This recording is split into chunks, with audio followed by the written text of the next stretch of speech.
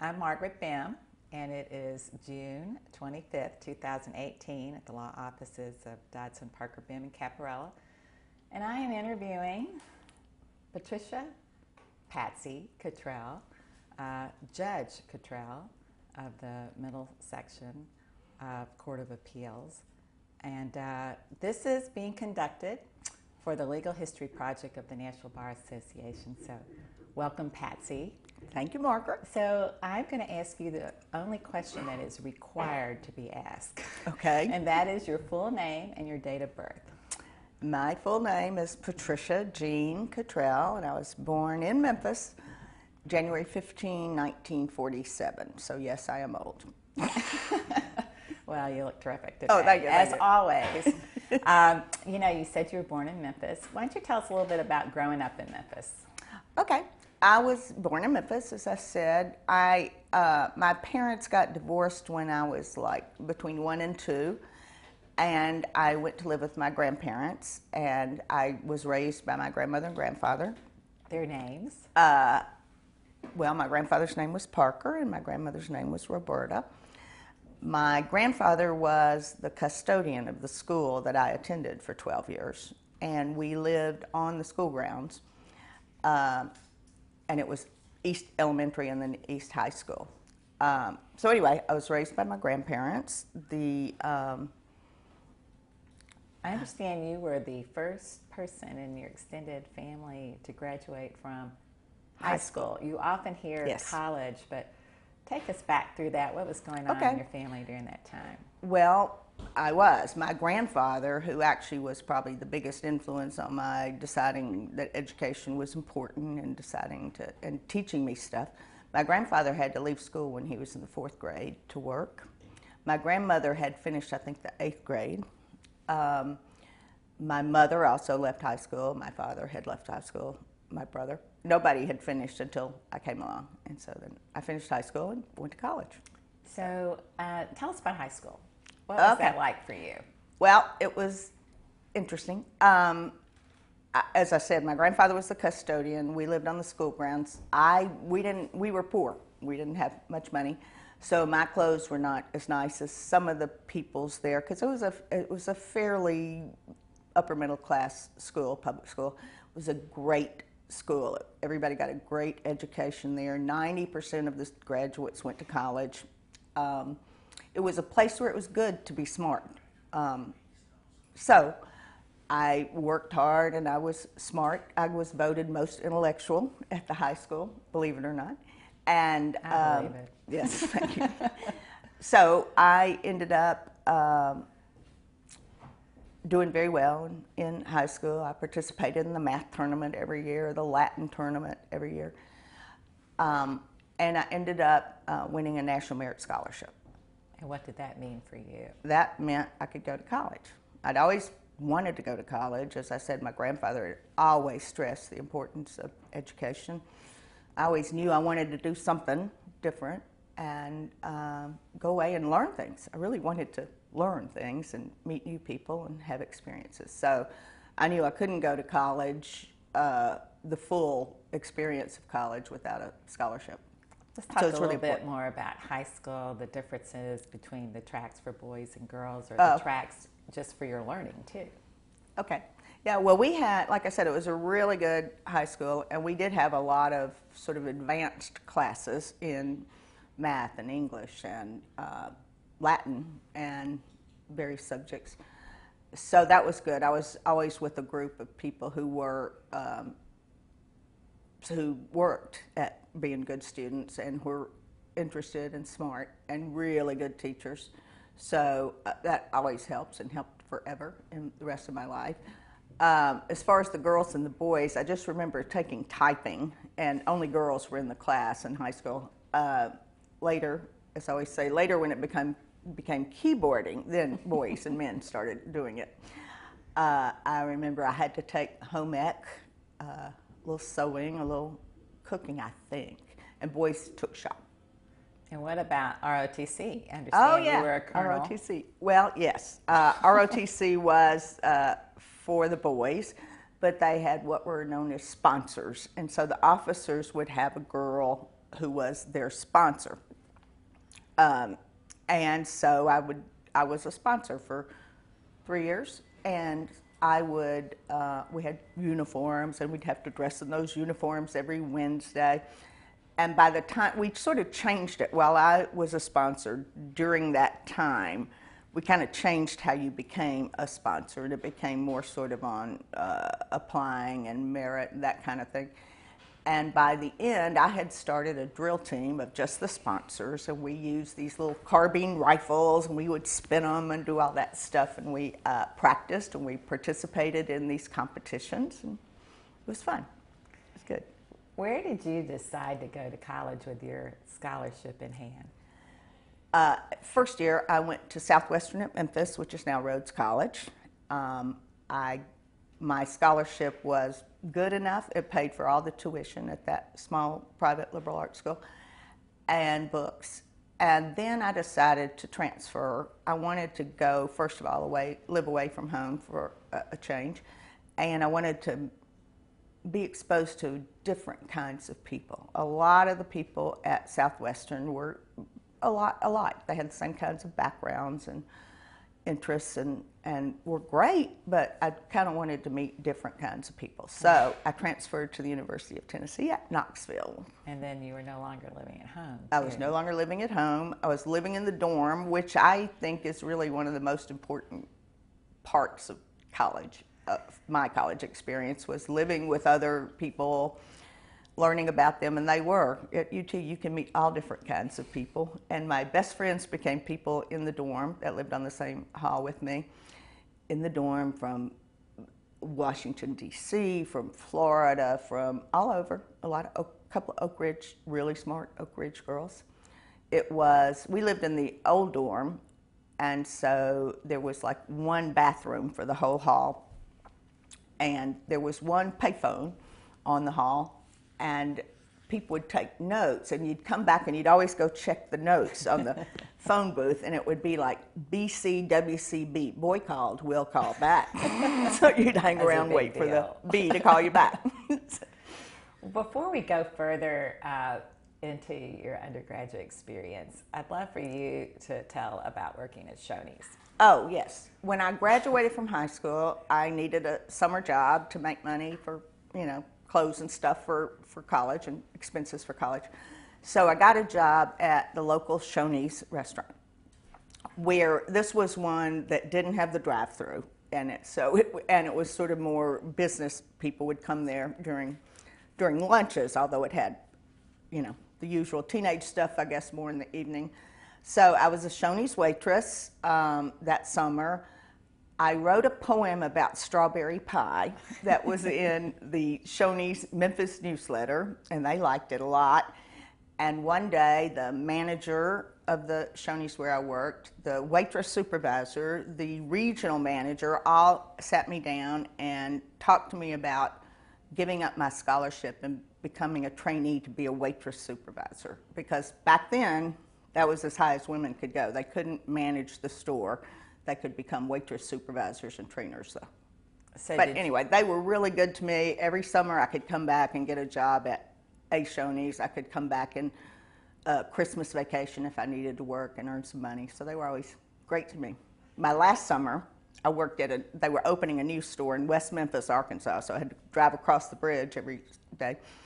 But I became a model waitress, and I had a big orange button that said model waitress, which meant I made a little bit more money per hour, maybe 60 cents instead of 50 cents. I don't remember exactly what it was, but it wasn't much. But at UT, you were there, 1966, I think you told me, to 1969. 67 through 69, All right. What was it like? No, I'm sorry, 66 through 69, okay. You're right. What was going on in the world during that time? Man, that was the time when 1968, for example, was one of the most impactful, change-driven and change-causing years of the country, and not just us. And I was on campus, and I was there at UT in the dorm when Martin Luther King was killed, for example, in Memphis, and the reaction varied among various people about that. I was able to vote in 1968. I was 21, and so there were political rallies, and Hubert Humphrey came and spoke, and so that was the first time I got to vote, was in that election.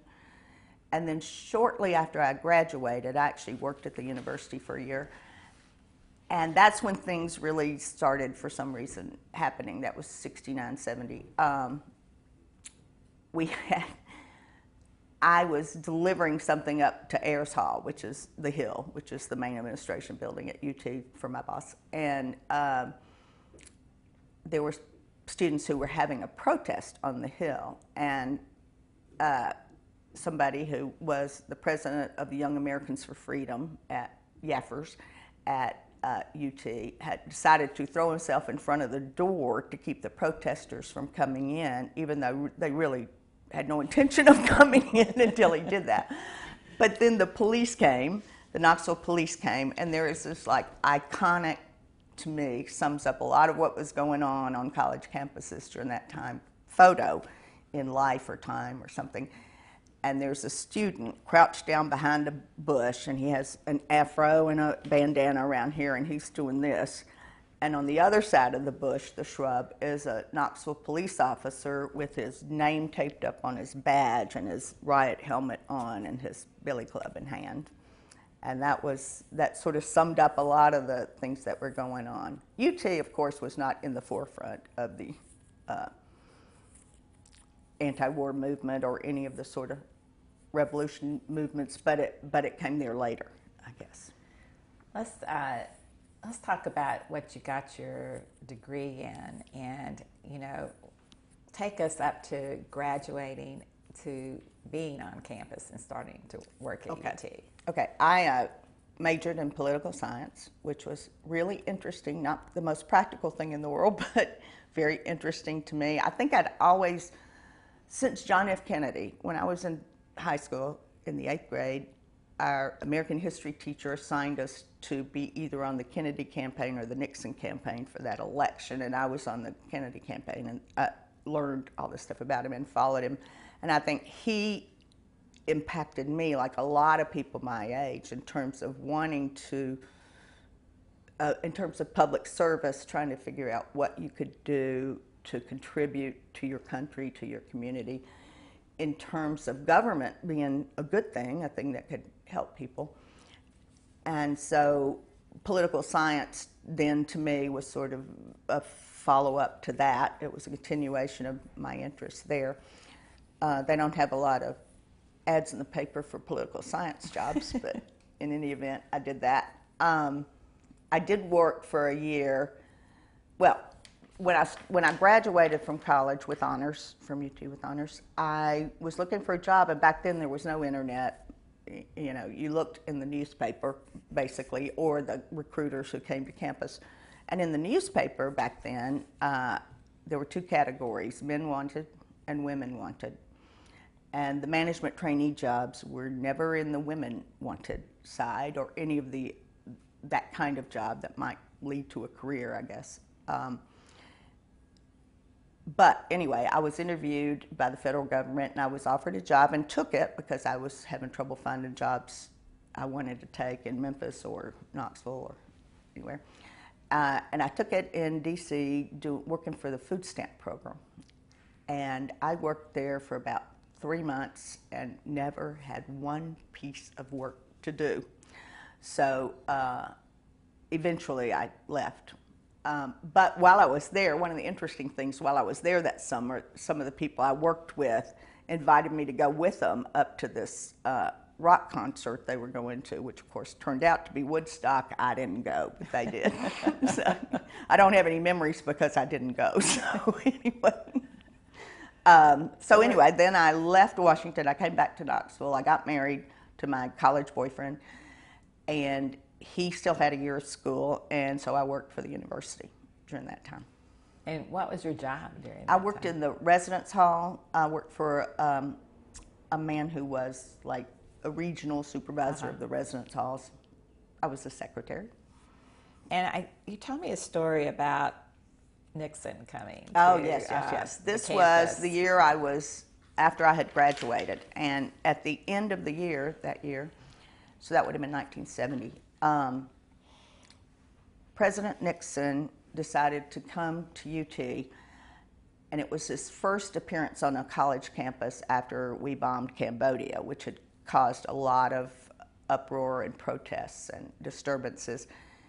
But it wasn't really billed that way until after it was over, but he came as part of a Billy Graham crusade.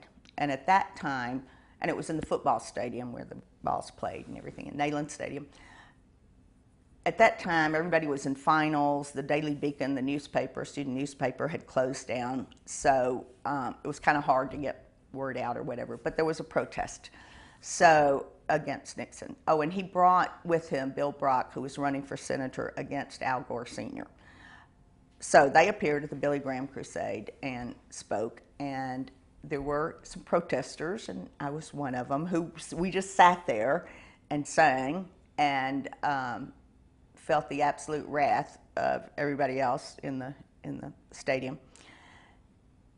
Anyway, we left, we went home, and later there were warrants sworn out for 22 people, ringleaders. I was just a little peon who showed up. And so they were being arrested all over and charged with disturbing a religious service, which was a Tennessee statute. There were buttons put out that said, "Save the Knoxville 22," and had a red fist and all that. So I have one of those. Years later, many years later, I happened to be having dinner with Mike Cody and his wife at his house.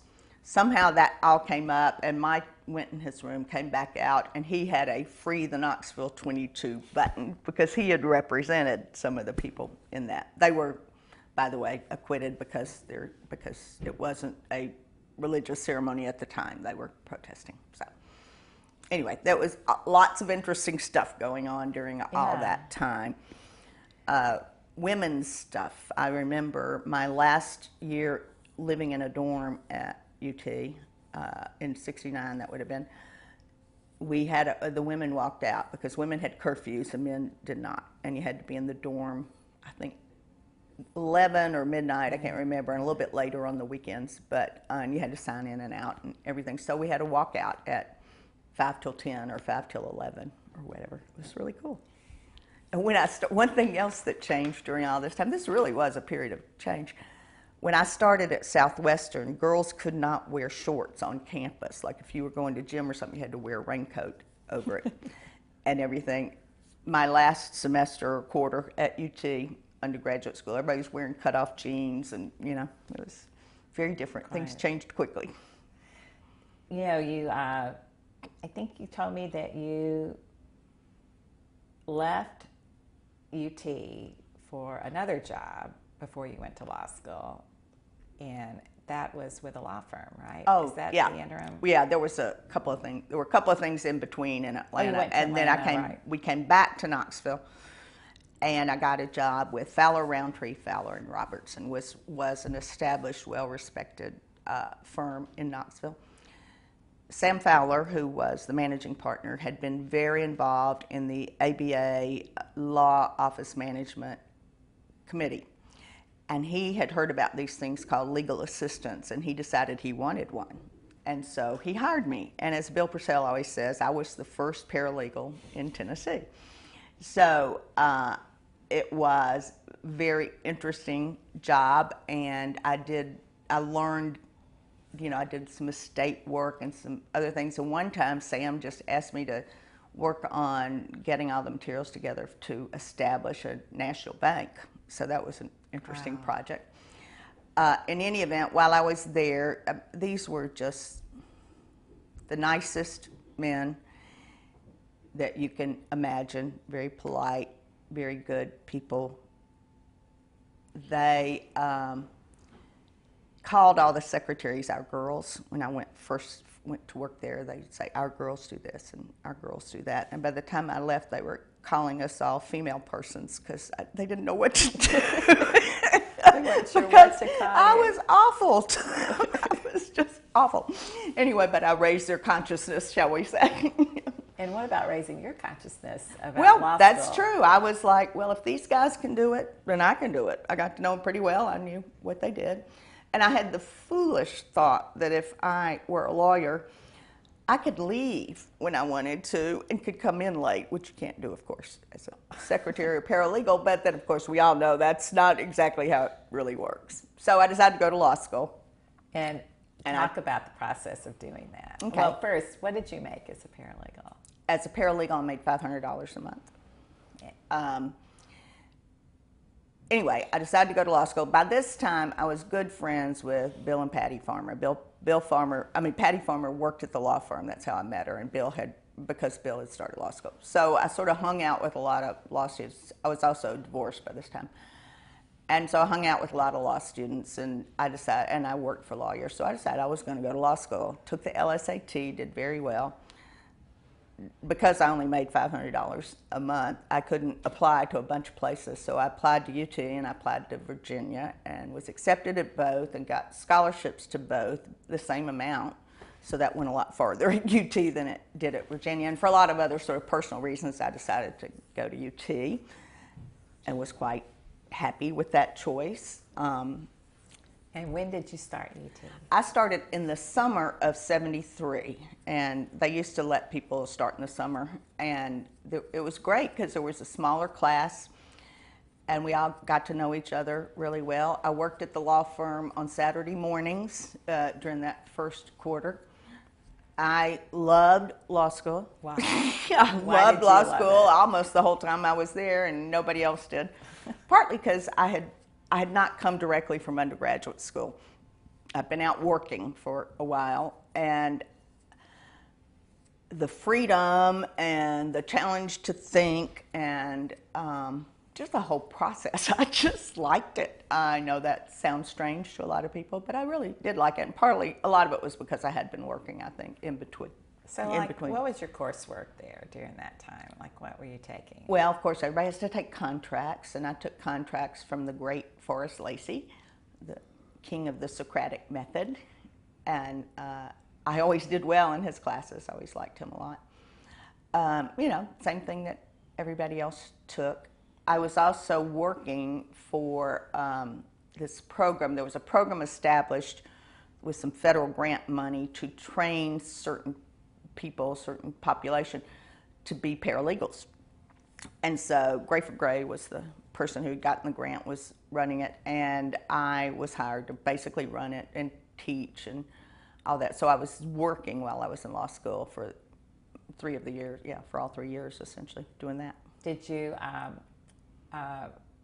graduate soon, right? You went through law school in the summers, except for one. Except for one, yeah, but I didn't graduate earlier than anybody else. I graduated when you did, Margaret, in June. Yes.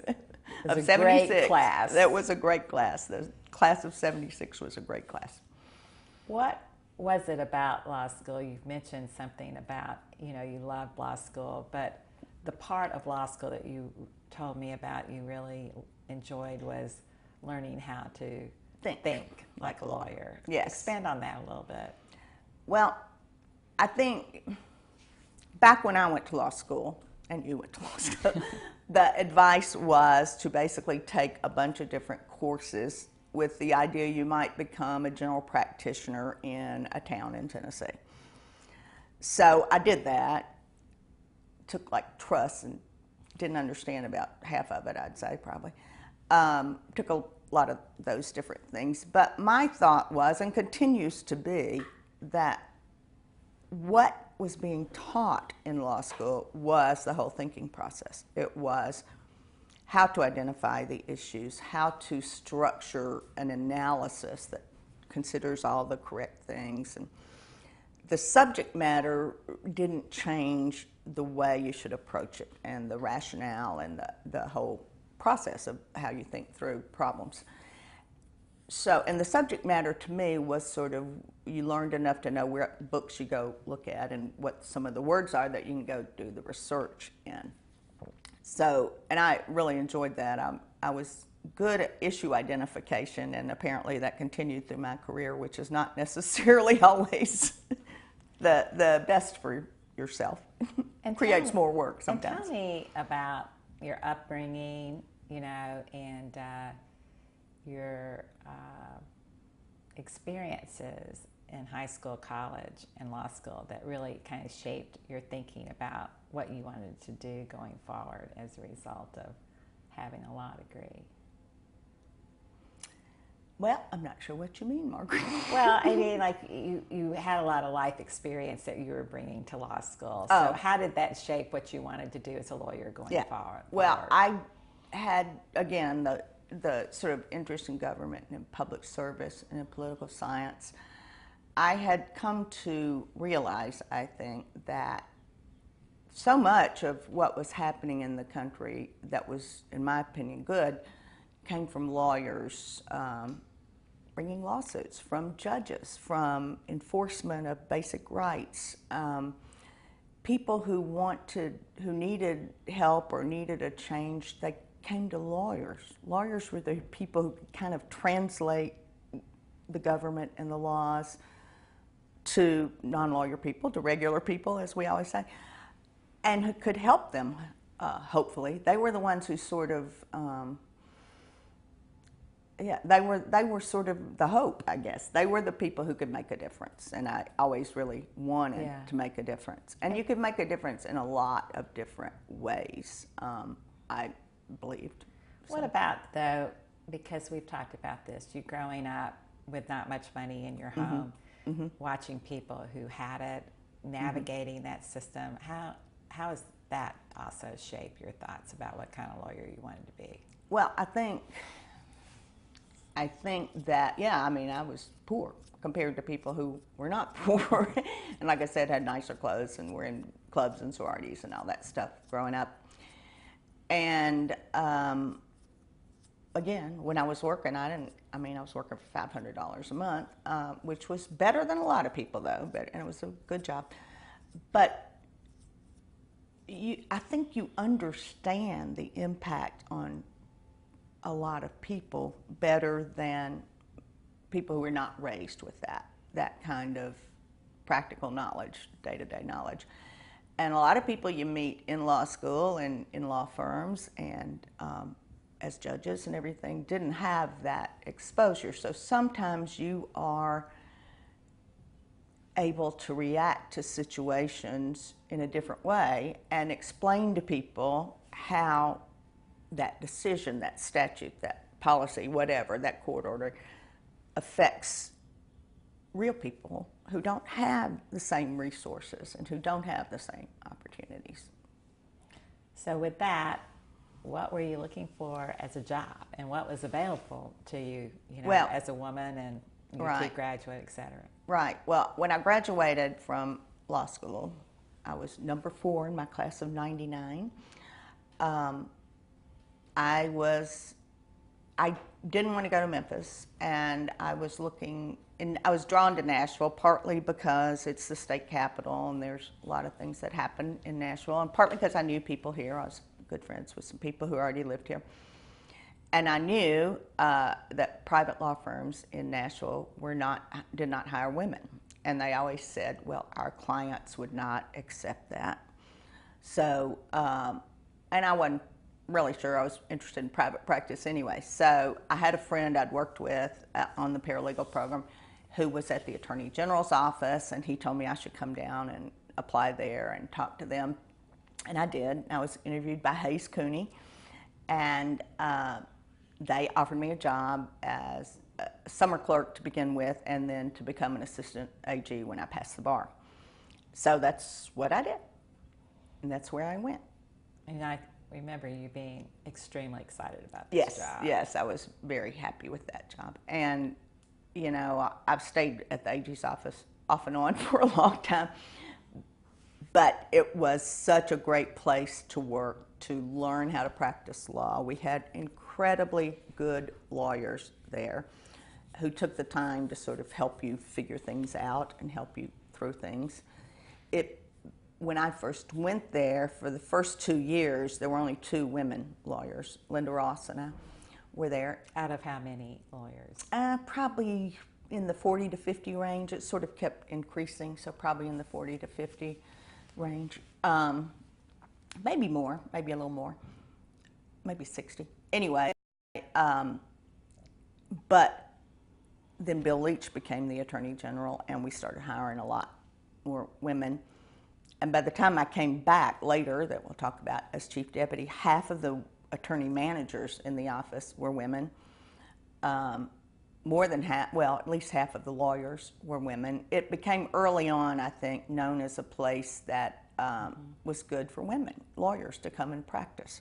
And it was. And I'm really sort of proud of that, because I worked on... You did. I worked on making... Well, I always thought the best thing you could do for women lawyers who were coming along later was to be a really good lawyer and to make all of these men who hadn't been exposed to women lawyers to understand and respect that you were, you know, and you work really hard at it. Plus, I used to kid them about a lot of things, just to point out perhaps sexist approaches that they weren't familiar with, weren't recognizing. I think one of your strong points have always been the way you can point out things like that with a smile and with an appropriate humor. I think that's always been one of your strengths. Well, Patsy. thank you. It helps. Tell me the folks who came in with you at the Attorney General's office. Well, There were 4 of you, right? You were one. There were 4 of us hired that summer on the same basis. And there was Hank Hildebrand and Trip Hunt and Bob Jolly. And we all studied for the bar together. We all, the day that the bar results came out, you know, I mean, I was absolutely sure I had flunked. I was absolutely sure I had flunked the multiple choice, because I could get it down to 2 and then I couldn't figure it out. And you know, they used to always say, when you're taking multiple choice, just skip the ones you don't know. Well, I'd gotten to about page 3 and went, maybe I should start answering things. Anyway, I was absolutely sure I had flunked that part. And Hank Hildebrand and I, this was back in the days they used to post the results on the window, the door of the office of the Board of Law Examiners. And so we walked over, when we heard they were out, we walked over and looked it up, and we're so relieved we had both passed. So your starting salary was? $12,500, $12,600. And what did you do those first few years?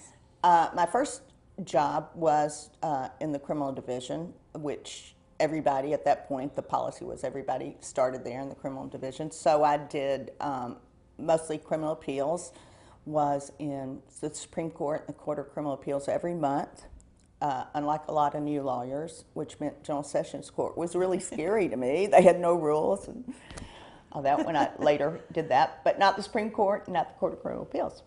And we also we represented the Department of Corrections, so we were in trial courts here in Nashville, basically Chancery Court.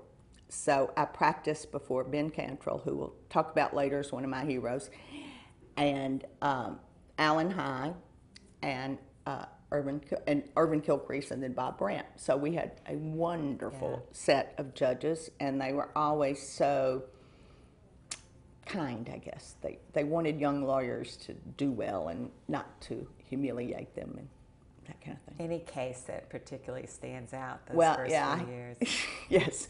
While I was still representing the Department of Corrections, I got this 1983 lawsuit that was in federal court in East Tennessee, where I think it was like 9 or 11 prisoners at Brushy Mountain State Park, Brushy Mountain Prison, which is where, of course, the worst of the worst are sent, or were sent. So I go up there and I take depositions, you know, behind the prison walls with like the contract killer and the, all those people, the serial murderer. Anyway, so the magistrate in Knoxville decided those people were too dangerous to transport to Knoxville. So we had the trial actually at Brushy Mountain Prison, which, if you know anything about it, you know, it's up in the mountains and it's filled with, there are mountains all around with trees and snakes and I don't know, all this stuff they always talk about. So we had it in the visitor's room, and I just remember sitting there next to the warden whom I represented, and the warden's name was, believe it or not, Stony Lane. And so I was sitting there next to Warden Lane, and I kept thinking, okay, if something bad happens, do I stay close to the warden because the guards are going to protect him, or do I get as far away as I can because the prisoners are going to come after him? Anyway, that was an interesting case. We lost at the magistrate level, but Judge Taylor in the federal court decided the state must be right, so we won at the trial court level. You know, also you mentioned to me something about the death penalty cases Oh, and yeah. an error you found once. Right. When I started at the Attorney General's office, there was this real commitment that I tried to, there was this real commitment to the fact that we represented the state, we represented the people. Our job was to see that the laws were followed and justice was accomplished. And like I said, I did criminal appeals for a year, and the first case I ever lost, because the state wins a lot of criminal appeals, first case I ever lost, I was the one who found the error and pointed it out, because that's what we thought we were supposed to do, and we were very supported by the management and everybody at the AG's office. At that point in time, you didn't have to do death penalty cases if you didn't want to, if you were opposed to that. And I think as the years went on, and I was there a lot, and Rhodes too, became more a part of sort of building the culture there. That was what we always tried to instill. You represent the state, you represent the people, you represent the laws of the state, you represent justice, and that's sort of a higher calling than representing a particular person who might be a public official at that time. So, you know, we had to tell people, no, you can't do that. Or, no, we won't represent you if you do that. And that kind of thing. So I think that was very much a part of the culture of the AG's office and the mission of the Attorney General's office. You mentioned that you were at the AG's office and went elsewhere to work and would come back. Yes. You left the AG's office. Do you remember the first time, what year that was, and where did you go? Yes. I left to go back to the University of Tennessee to run the Public Law Institute, that was the first year. It had been a public law program before that or whatever, and Grayford Gray had been running it, and he went off to do some graduate studies. So anyway, I went back there and worked at the law school running the Public Law Institute, and we did judge training, particularly juvenile court and general sessions judges. We did some publications of handbooks on different areas of the law. We did the paralegal training. We did some various things like that. And you stayed there for how long? And then why did you move? 1 year. I came back to Nashville. Grayford came back, and I came back to Nashville. And when I came back to Nashville, I was hired by the Alcoholic Beverage Commission, and I was the assistant director at the Alcoholic Beverage Commission, and that was right after there had been a big scandal under Governor Blanton with selling liquor licenses. So there was a new group and an attempt to really make sure everything was cleaned up and on the up and up. So I was hired there to basically be part of that. You had a big case? I did have a big case. Early on, I was the assistant director. I was also the hearing officer for a lot of cases. Walgreens had applied to get a liquor license, and we had a hearing in Memphis, a several-day hearing. I remember my picture was on the front page of the commercial appeal, and my little niece went around and picked them all up from the doors of her neighborhood. Anyway, we had a big hearing on that, and they, of course, the law did not allow them to have a liquor license. So I ended up having to write that opinion and do that. So you stayed at the ABC for how long? And a couple of where years. Did you go? I went briefly in private practice, including doing some stuff in Cheatham County. And then I was approached by Bill Hubbard, who I'd worked with at the AG's office, to job share with Jeannie Thomas. Jeannie Cass Stevens then. Jeannie had been hired there representing the same clients that I had represented before I left the first time. And she had a small child, and I had, by that time, had a small child. And so the proposal. And who had you married in the meantime? I had divorced before I went to law school. Right. I divorced my first husband. I married Ross Alderman. I had met him in law school, and we were married, and I had a baby. And so both Jeannie and I were kind of looking for ways to be able to do both things well. So we ended up job sharing. We made a proposal to General Leach and Bill Hubbard, and they approved it. And so Jeannie Thomas and I were the first job sharing lawyers, we think, in Tennessee, we know in Nashville. And it worked out great for both them and us. Because, of course, we would probably put in a lot more hours than was required just to make sure it was all done well. So you stayed job sharing for how long, and then you went into full-time? I did. Why was that? Well, because Ross went back to the Metro Public Defender's office. He'd been at the U.S. Attorney's office, so I had to make more money. So I had to go full-time. And at that point, General Leach asked me to be the managing attorney of the AG's office. So I did that, and then he made me a deputy. And I was the first woman deputy attorney general. And I ran the office for a while.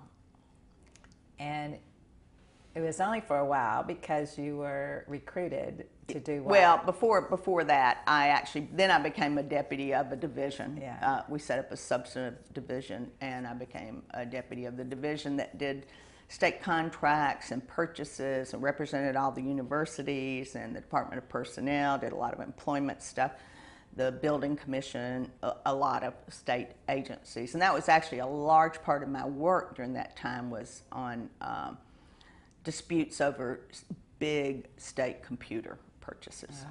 And I had a case against Jim Neal and Bill Peeler, and a case against Bass Berry Sims on those, and the state always won. As Ross said, it would have helped him if he could have given his clients advice all along the way. Like, don't leave fingerprints. Anyway. Ross being a public defender. Ross being a public defender, yes. So anyway, I was the head of a division for a while, a couple years, and then I was recruited by Phil Bredesen to go be his director of law, his first director of law at Metro. So what year is this? This is 1972. 80. Okay, Hold never on. mind. Wait a minute. 1992. How about that? 1991 to 93. Oh, thank you very much. 1991. Forget decades. And what was it like? Well, first let me just say leaving this. the AG's office, Oh, yeah, and then it was, going to Metro. Yeah, and say, please, whatever. Yeah, let's just sort of tell you the story. Basically, I didn't know Phil Bredesen. I had not worked in his campaign. In fact, somebody I know had asked me to give money to the other person's campaign, Betty Nixon. Anyway, but I went and talked to him, and he hired me. And it was interesting leaving the AG's office because I kind of had, at that point, they had a big going away party or reception, whatever, and all these clients came and all these people. And I sort of had worked up to where I had the respect and trust of a lot of clients. And I was supervising lawyers and everything. But anyway, and I had to put a lot of time and emotion and energy into the AG's office and a lot of the developments, the things that we developed.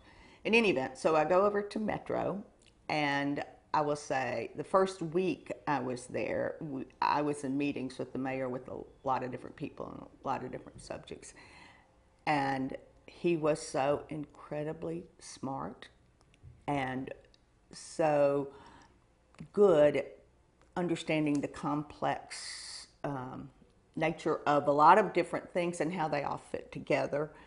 And he was a great client because he basically told people, well, I'm not going to sign that unless Patsy says it's okay, which was great. Then they'd have to come deal with me.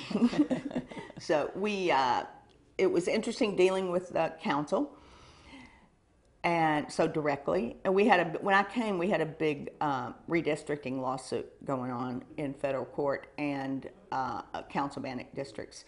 And so I really wanted to make sure the council understood every step and what we were doing, so I made a real effort to do that.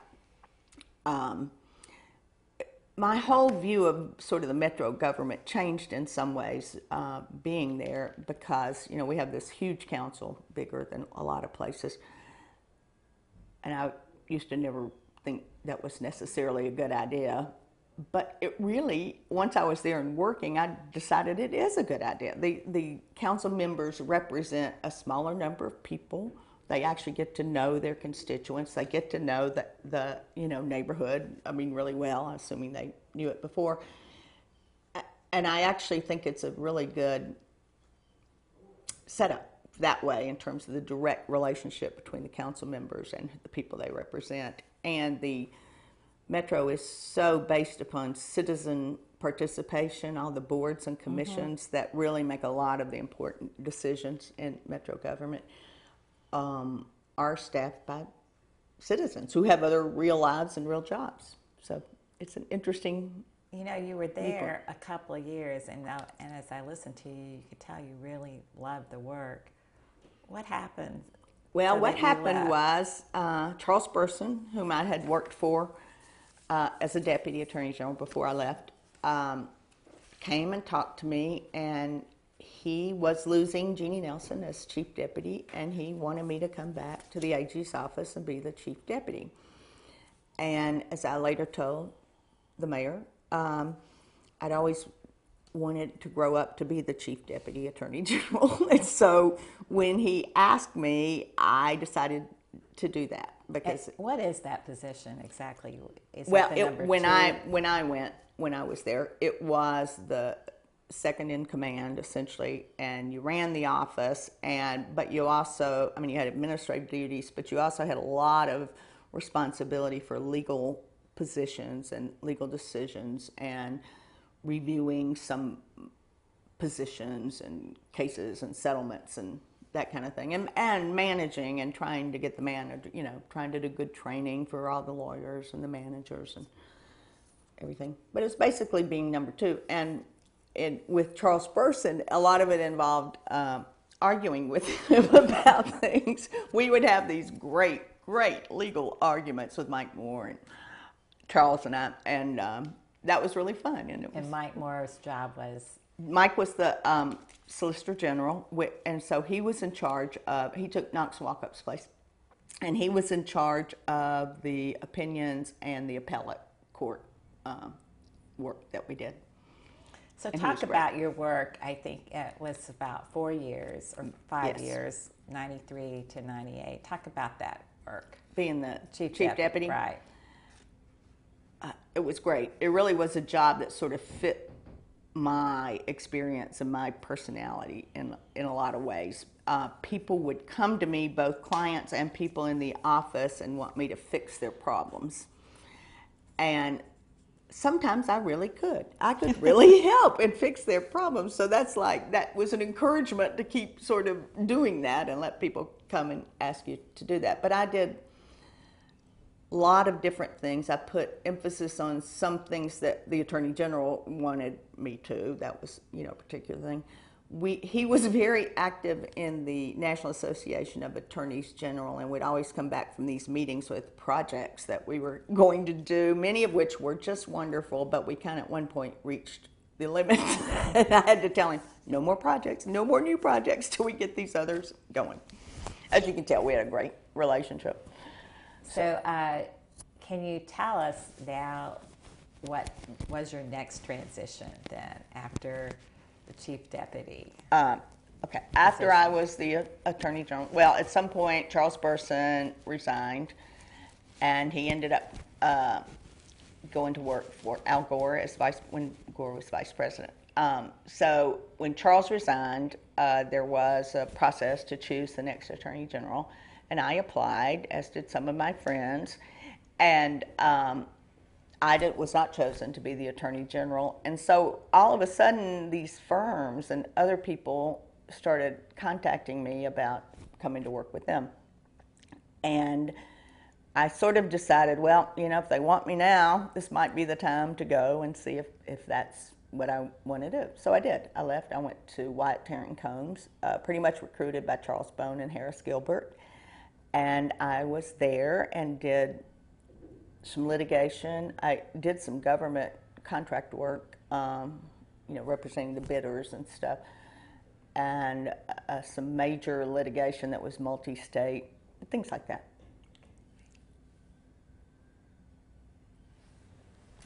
Let's take a break. Oh, okay, thanks. Were you trying to tell me something? I was. All right. Just tell me okay when you're ready. Yeah. While you were at Wyatt Terrence Combs, did another opportunity present itself? It did. There was an opening on the middle section of the Court of Appeals, which didn't happen all that often, had not happened in quite a while. And that was something I was really interested in. It sort of met a lot of the things I liked to do. And again, sort of the public service aspect came back in. So I applied to be a judge on the Court of Appeals. I was encouraged by some of my friends on the selection commission and otherwise. And it was a process that is not easy to go through. You have to fill out that very long application about how many trials you've had and how many ended in verdicts and how many were settled by summary judgment and all that, which is guessing a lot of times. Anyway, and then you have to ask people to write letters for you and then ask people to speak for you. So anyway, I did that, and that was just not easy for me, I guess, to do that. And you're sort of out in public as somebody who's going to leave wherever you, or is willing to leave wherever you are. In any event, I did it because I really wanted to be on the Court of Appeals, and the commission back then, I think still, recommends 3 people to the governor, and I was chosen and this was in early 1998, and I was chosen among the 3, along with Mary Schaffner and Bill Kane, a trial judge down in Columbia. And Judge Kane was chosen by Governor Sundquist and appointed to the Court of Appeals. So I kind of thought, well, I probably won't do that again. And then in the meantime, Governor Sundquist hired me to be his lawyer in his personal capacity in one of the lawsuits brought by John J. Hooker. So I represented the governor. Meanwhile, while I was at the Attorney General's office and that administration came in, I worked very closely with Hardy Mays and then Courtney Perry, who were the governor's legal counsel. And the governor met me through various meetings on legal issues, and that's the only way he knew me, was as his lawyer. And so then when he hired me to be his personal lawyer, I decided maybe that was a good sign that if I applied again, maybe I would get chosen. So I did. I applied again. The next time there was an opening, which was only 6 months later, and again, that was really unusual. And I went through the commission process again and was chosen among the 3, and it was Connie Clark and Cliff Knowles and me, and the governor appointed me. And I was very happy. And it was an historic appointment. Let's talk about that. Well, I was the first woman to be appointed to the Court of Appeals in the middle section for, I don't know, historical reasons or something. So, and I think you are still the only one who's ever served in the middle section. Is that right? The only woman who yes, served? I am still. Yes, I hadn't thought about that. It is some years later, 20 years later, and we're still 20 years later. You're right. So tell us about how you learned you were going to be on the Court of Appeals. How were you told? A phone call or what? Yes, I was actually contacted by the legal counsel for the governor and told that the governor was going to call me, and they asked about a certain day, and I was scheduled to be in this hearing up in Wilson County because I was representing the people who were doing the speedway in Wilson County, and this was a zoning commission hearing, so I had to be up there. So we managed to find a different time and day, and the governor called me and said he was appointing me. So how long did you serve on the Court of Appeals? Almost 16 years. And what was it like? Well, it was great. It is really one of the great legal jobs that's available to people, especially if you like what I like, which is to sort of figure out the problem, take it all apart, figure out the answer, and then move on. You know, I used to, when I did litigation, it was sort of like once I figured it all out, I would think, well, why do we have to have these witnesses and do all this stuff? Here's the answer. So that was really good for me. And we did so many different types of cases that you learn something all the time. I used to talk to Ben Cantrell about that and how you just learn stuff. And Ben told me when he first went to law school, somebody took him into the library there, and there were all these books, and he thought, well, there can't be anything new for anybody to learn or figure out. So anyway, we learned differently. And when I went there, the judges on the Court of Appeals were Ben Cantrell and Bill Koch, whom I had worked with. Ben Cantrell I'd appeared before, and I actually asked Ben to swear me in. And I'd appeared before early in my career. Bill Koch was at the AG's office when I was there for part of the time, so I'd known him for a long time. And then Bill Kane, who had just been appointed 6 months before, whom I really didn't know and whom I came to really adore. He was a great, great person and a great judge. So I was up there with those three men whom I respected and really liked, and who at first they just didn't want to appear to be telling me what to do. You know, apparently that's what they said later.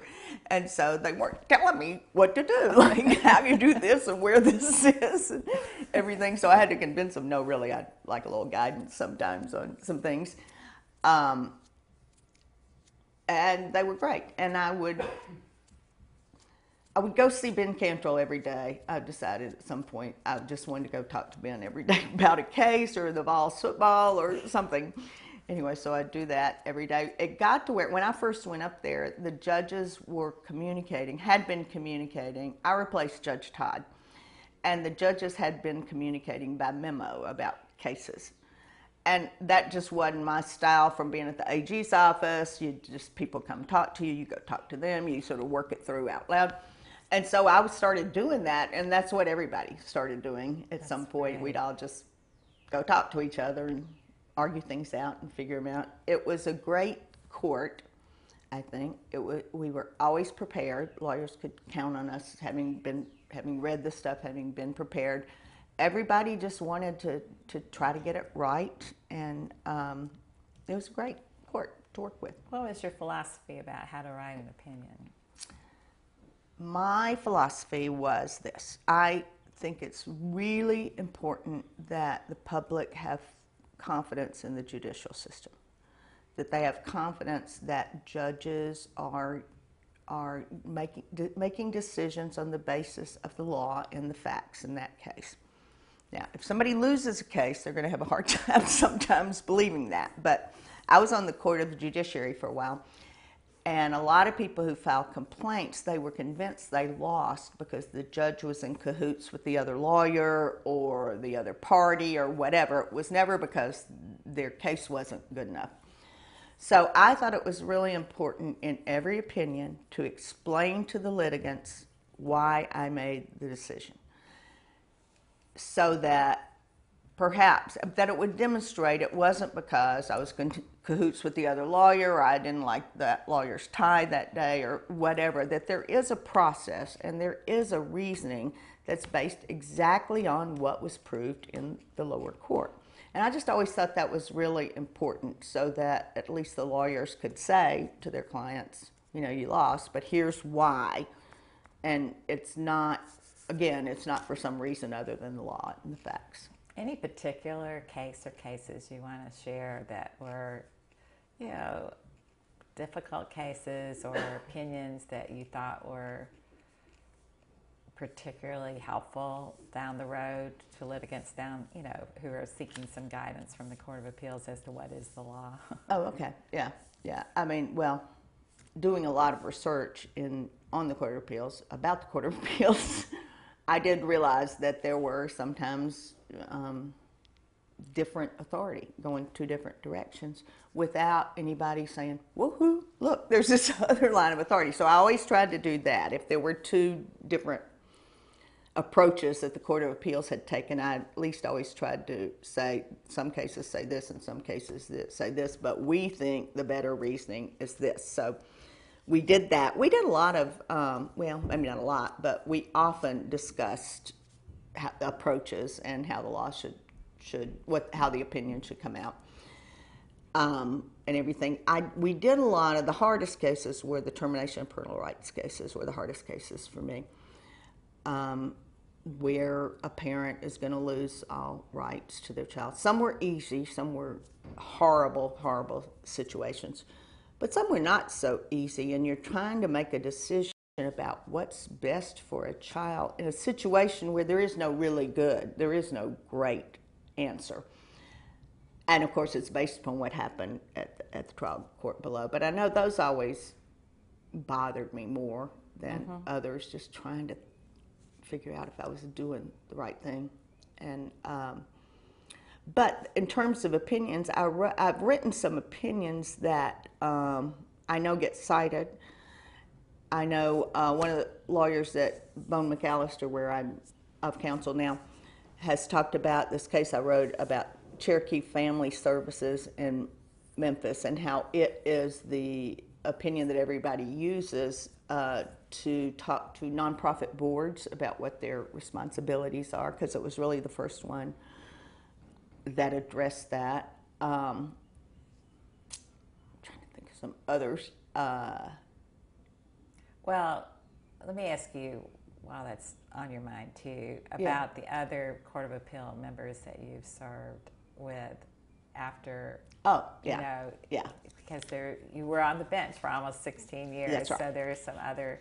Well, when judges. Ben Cantrell left, Frank Clement was appointed, and Frank and I kind of knew each other from dancing together at National Bar Association events and things, and he was, of course, Frank. And then Bill Kane died, and he was replaced, and then Bill Koch got appointed to the Supreme Court. And so along came Richard Dinkins and Andy Bennett. And so even though I worked with all of those people, and at different times, different members of the Court of Appeals from the other sections would come and sit with us sometimes, they all were individuals. They all wanted to do a good job. They all wanted justice. They all worked hard. They read the things. It was I think our court had a really good reputation, and I think it was deserved because we did work at it, and we tried to get the right answer. So I wanted to change the subject just a little bit, if it's okay, and talk about what you did politically since you've been a lawyer.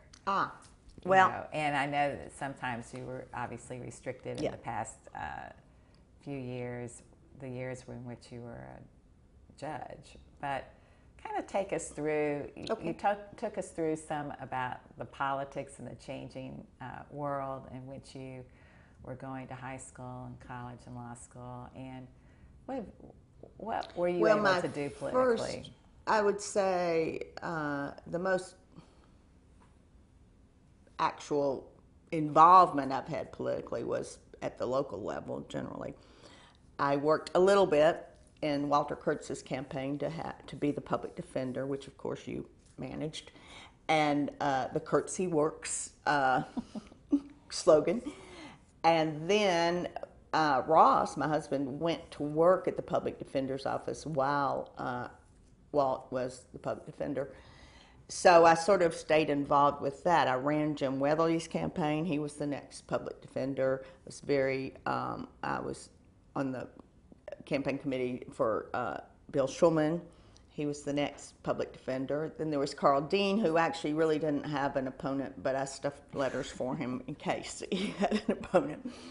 And then Ross was the public defender. And he actually had opposition to his last term.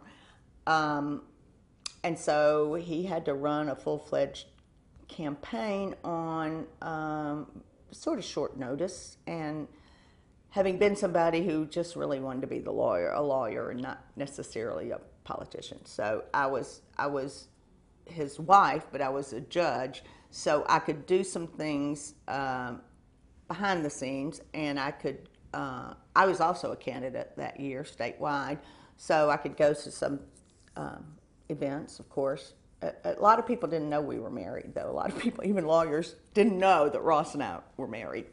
I don't know if we've even said Ross's last name. Oh, Ross Alderman. Yes. Yeah, the public defender. And what was that like, being both candidates?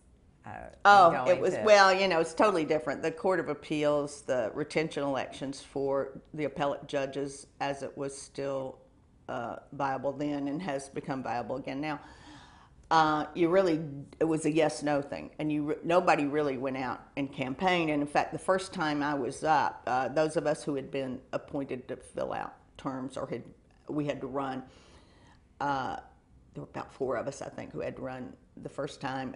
And I came to the office on election day, and I thought I should be out, you know, working a pole or something and shaking hands because you didn't know what to do.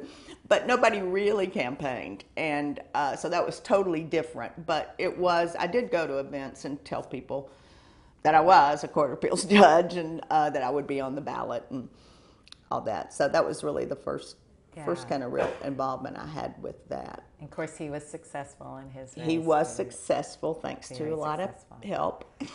Talk about the Supreme Court retention race. Yes. Because you had a role in that I did.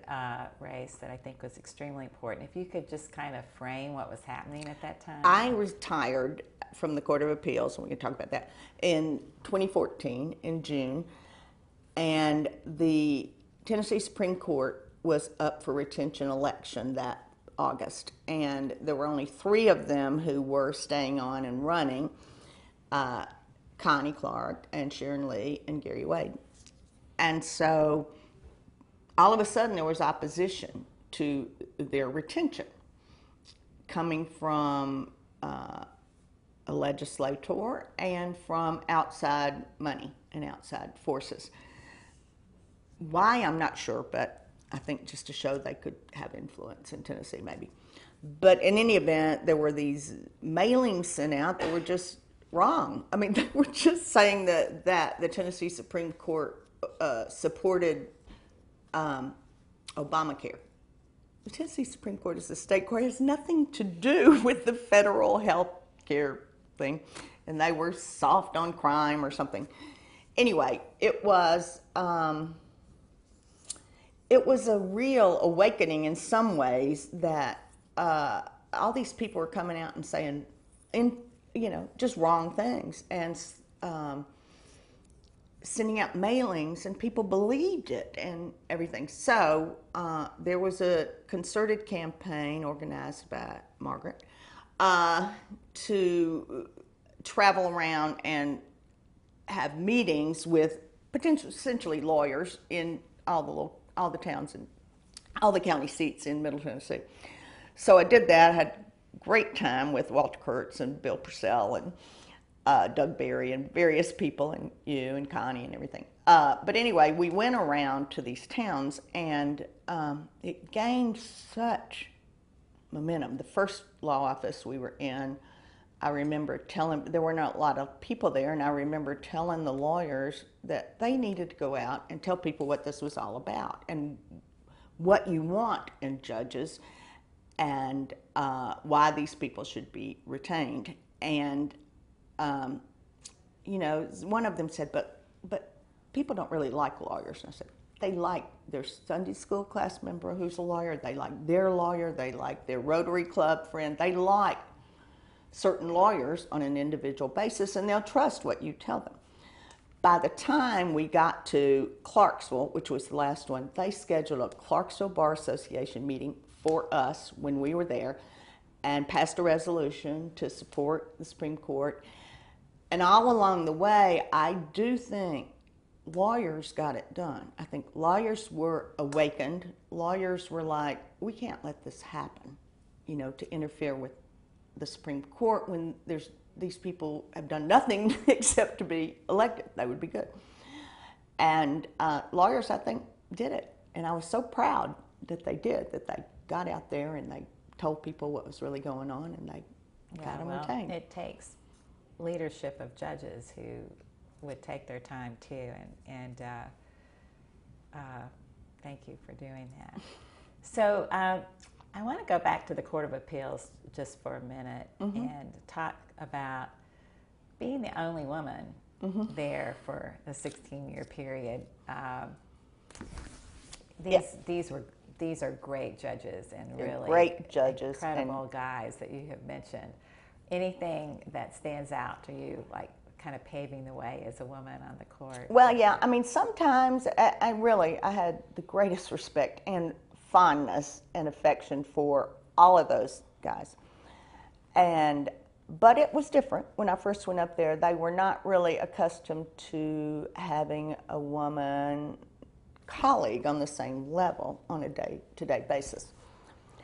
And I remember one time, which is not to say they ever did anything that was at all discriminatory or anything. It was just this unawareness, this lack of awareness. And so, like, one time, the three of them were having coffee, happened to be in the coffee room getting coffee at the same time, and I went in and I said, "Are y'all having a meeting without me?" Is it because I'm a woman? They were like, "Oh, God, no." Just to kind of, make sure they understood. And like I said, at first they just didn't want to be telling me what to do or to appear to be telling me what to do, so they were kind of bending over the other way. Also, just like as being raised without money makes you sensitive to some issues, being a woman makes you sensitive to some issues, more sensitive than others. So you can convey to your colleagues who are certainly, who just maybe don't have the same sensitivity, but once you make it clear, can really appreciate that perspective. So I think that makes a difference. And at some point on the Court of Appeals, the whole Court of Appeals are 12 judges. We got 3 judges, Holly Kirby and Sharon Lee, and I were on the Court of Appeals together, which really frightened them all.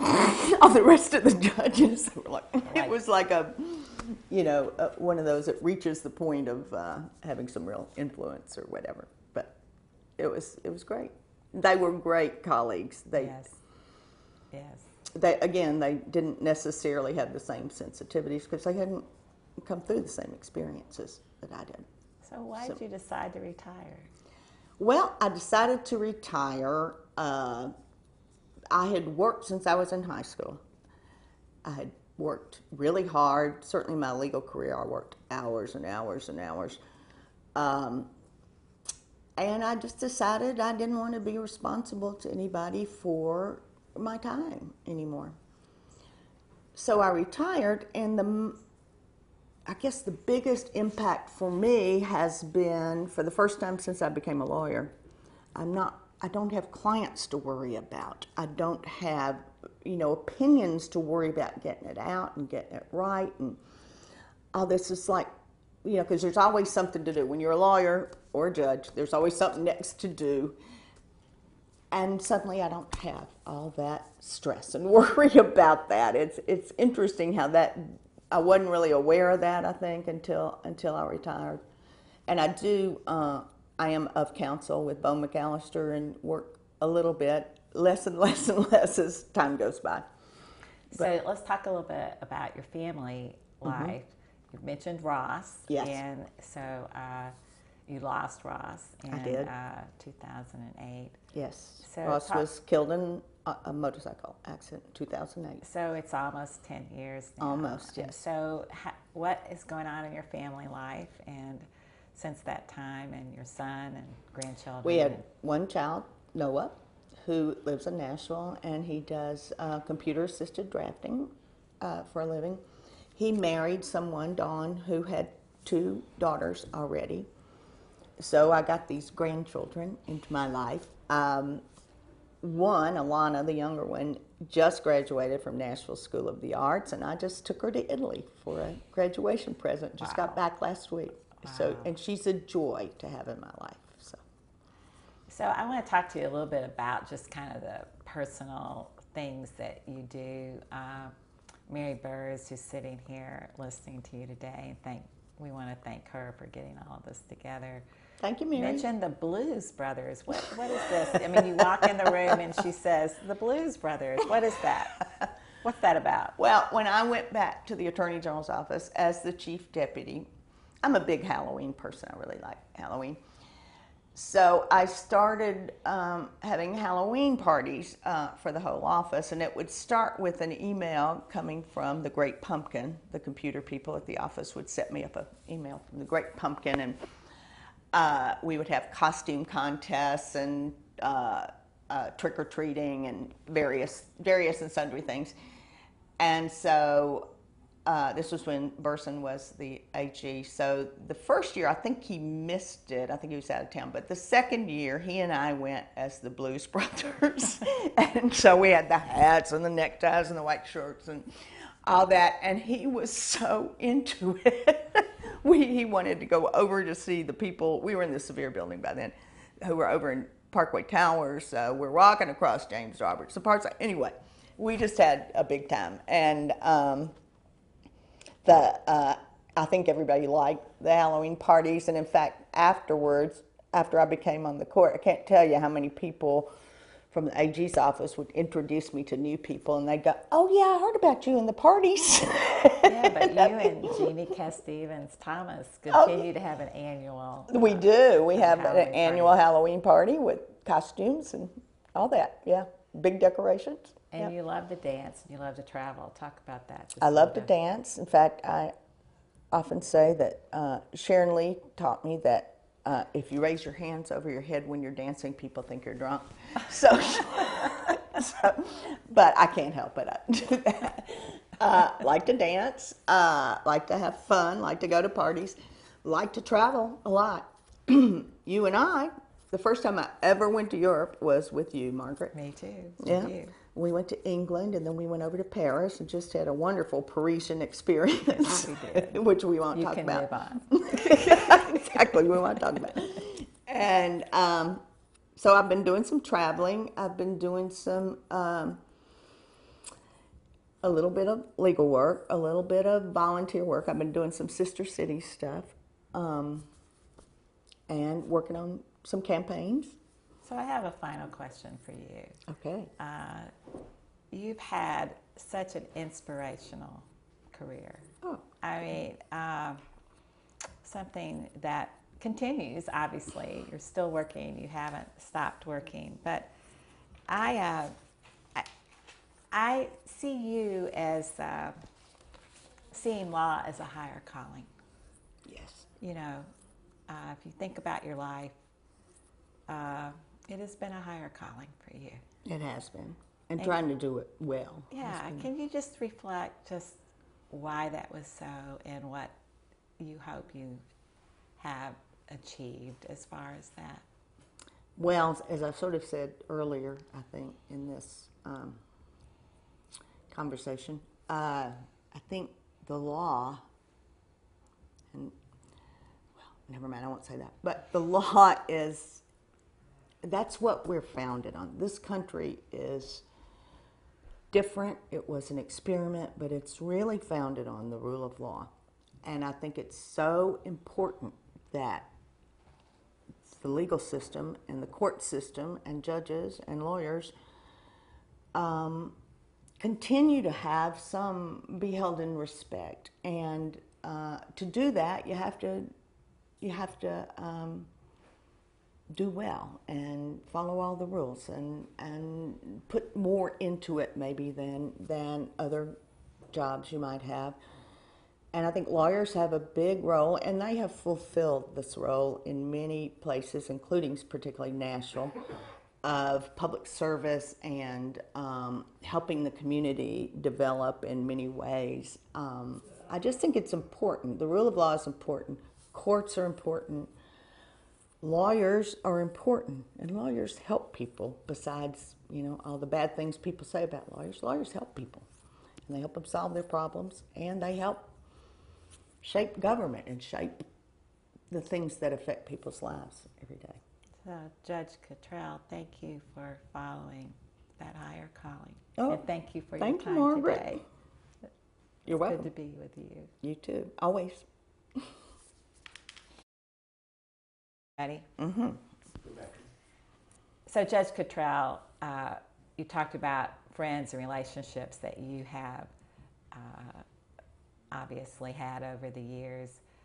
Can you talk about women lawyers in general and what has that meant to you? I can, and I would be happy to. When I first started practicing law in Nashville, as you did, Margaret, and Wendy, and some other people we know, there were few enough women lawyers. We all knew each other, and we would go, have drinks or whatever periodically with each other, which was really important to have other people going through the same kinds of things you were going through, that you trusted and you could talk to about whatever and complain about those men and all that. And it was so helpful and so important, I think, to all of us to have that the other people you could talk to about things, because we all were experiencing things we'd not experienced before, and it was important, and I think it remains important. And I was involved.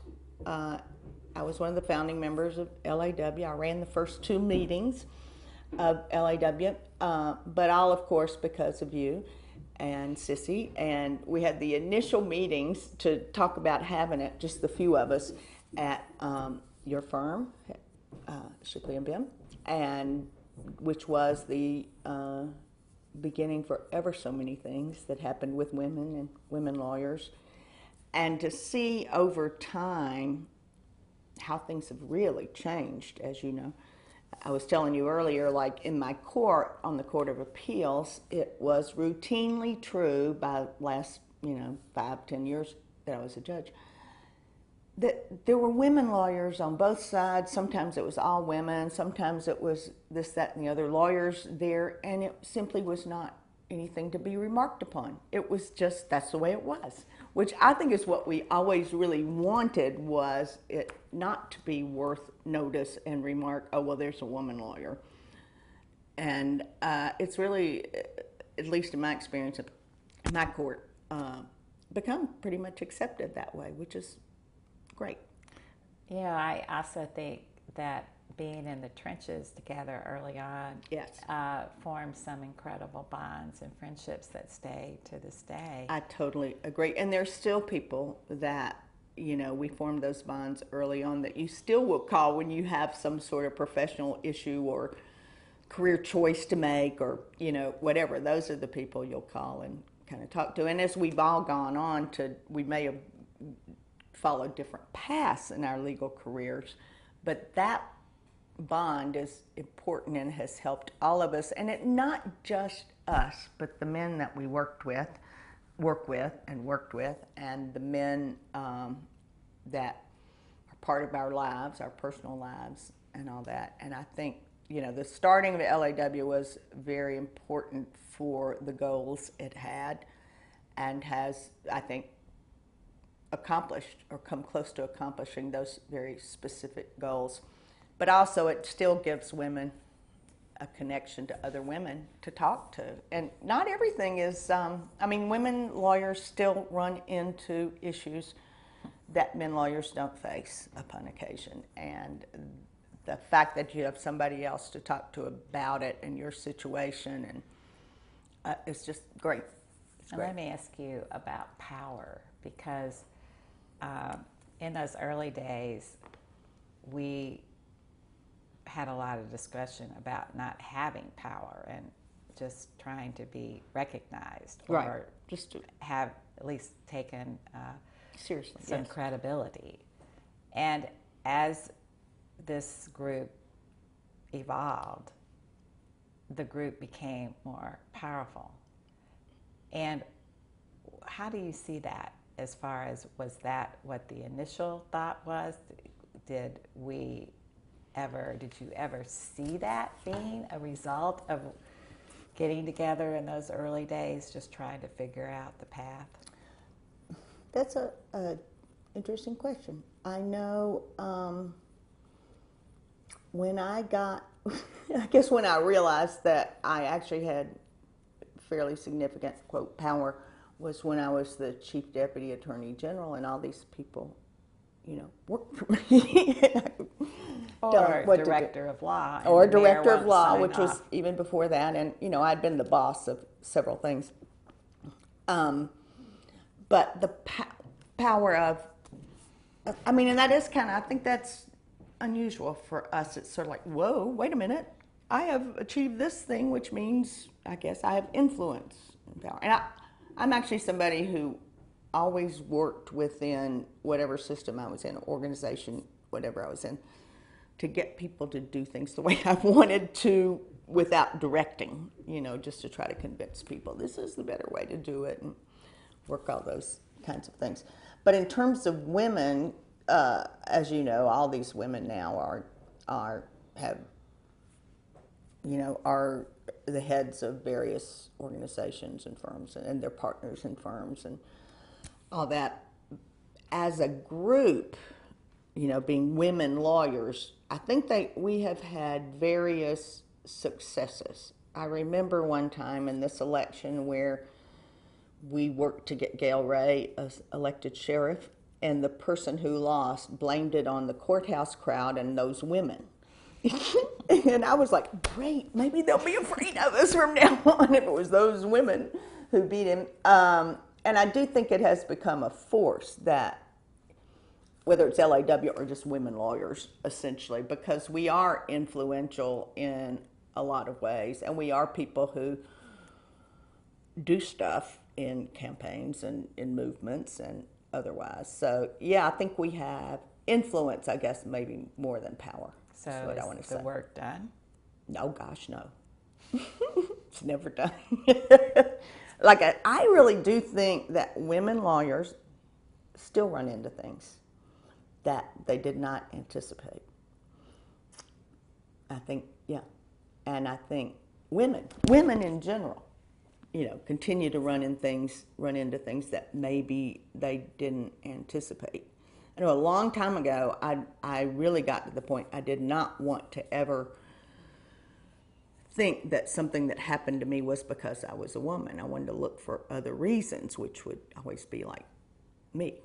I didn't do that well enough, or I didn't do this, that, and the other. But then you sort of come back around to, well, no, that must be because I was a woman. So I think there's still stuff to do. Yes, I do. And I assume you're going to still be out there. I helping will be us out all there. to I'll go be in the out there future. doing what I can.